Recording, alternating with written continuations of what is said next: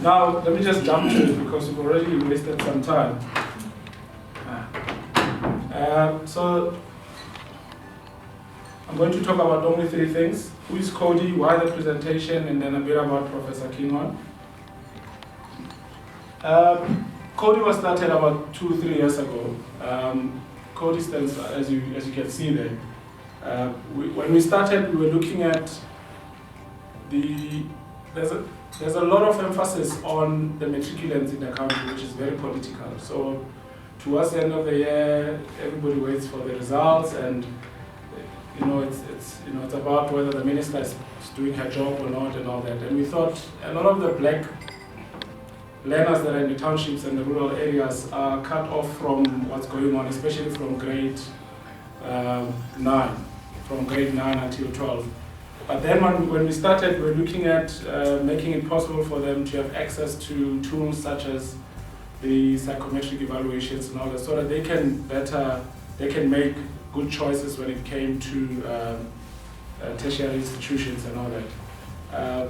And then it changed to where we looked at the people that are unemployed, that do not have, either they don't have matric or they have matric but they're unemployed. And then it later moved to the unemployed graduates, to say you have graduates that are unemployed and also graduates that are unemployed and unemployable. So what we were doing was to look at how do we make those that are unemployable employable. What we found out from that was there are people that are graduates that are graduates in courses that do not necessarily have job opportunities out there. So you have a whole lot of different categories of people, and we tried to just have those categories to say, you can't just say people are unemployed. They're unemployed, but they are different in a way that you have an unemployed graduate, an unemployable graduate, and you have an unemployed dropout whom, even if they were to be a graduate, they would just fall under the category of someone who's an unemployed graduate. So we looked at such things. Under the organizational development part, it was about looking at ways of helping NGOs, especially those that are in the townships and the rural areas that in many cases you find that they are very much reliant on government for funding. So, and they service the majority of the population in terms of what they do. So we're looking at giving them the skills and the resources and helping them to get funding, which is with both the services that we provide in the main. We got to a point where what Professor is about to talk about now is actually very important because everything has changed. Now, as I said, that I am professor student currently, and over the past week I've been trying to think of what am I going to talk about, and I've been toying around with the idea of I want to also make sense when I stand there, even though the professor will make more sense. Then today this happened. I was going to test drone delivery in the UK. Now, in our country, we know for some of us that are entrepreneurs, when you fill in a form to get funding or support, it's always about how many people are you going to employ. Yes. And KB would know that very well because he's with the chamber.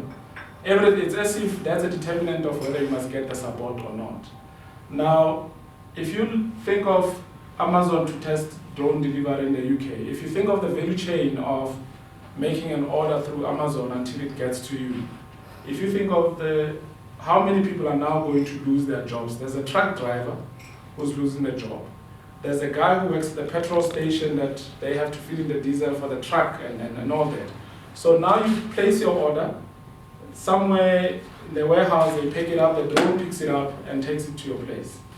So a lot of the people are losing their jobs today. So this is what I got it today and I said, this is very important.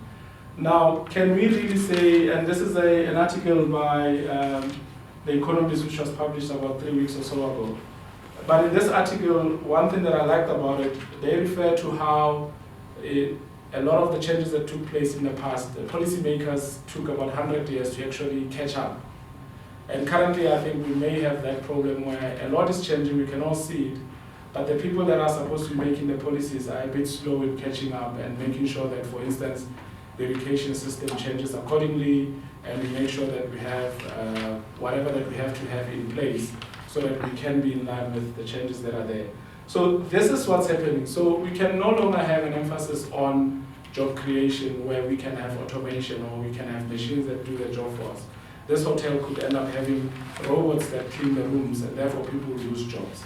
And so what do we say? Must we now stick to a labor-intensive economy, or must we now look at having new ways of doing things?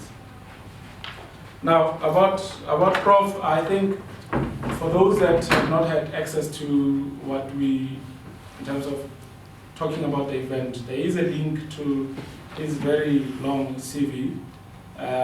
But what I know from him is that I've attended 2 courses or 2 modules. One of them is the knowledge economy, and the second one is sense making by, which we use a book by Carl Wick. Now, with the book by Carl Wick, he has a podcast on it that we've had access to.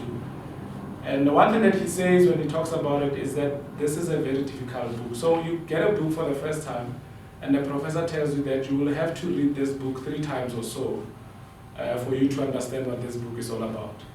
Now, even if you try to have a shortcut with that book, the assignment is such that you can never have a shortcut. You will end up reading that book, and you will end up reading it 3 times or more, depending on your level of understanding these things.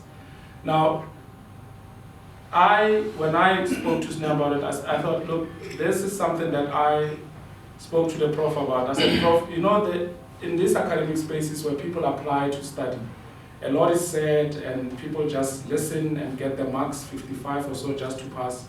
And these things are never either tested out here, or some people that may not necessarily be interested in applying for the whole course never have access to this. And I said, Prof, you must come and talk to us about these things. And I don't think it's the prof telling us what he knows, and therefore it's us also telling him that the reality for some of us in Bloemfontein, in the Free State, as young people, as black business people and all that, as females, this is the reality. And maybe that might also, from my side, I think, might also assist Prof in coming up with new ways of whatever, innovation and stuff like that, that will help those that are attending the course. Now, Prof, you can get ready to come here while I... personally, my thing, and most of you, I know all of you, and I've engaged you on different levels, and it was, we need to have these sessions, and there are people lined up to come and have, so we can have these sessions. You cannot, it can't be that you have to go to Joburg for one to have these sessions, and Bloemfontein is boring, Bloemfontein is dead, and all that. We need to have these sessions, and secondly, we need to take them out of the academic space, because in the academic space, they lie to each other and talk about articles and things. Sometimes it's not really what the reality is all about out there. Some of us, we know how it is to deal with what's going on every day and not from textbooks and articles. So this is the first of many to come. And this is not, Professor is not just going to speak alone, we are all going to engage. I really hope that will be the case. Prof, thank you very much. For access to what the Prof is all about, we can send you his link. You can also check him out on LinkedIn. And yes, that's that. Thank you, Prof.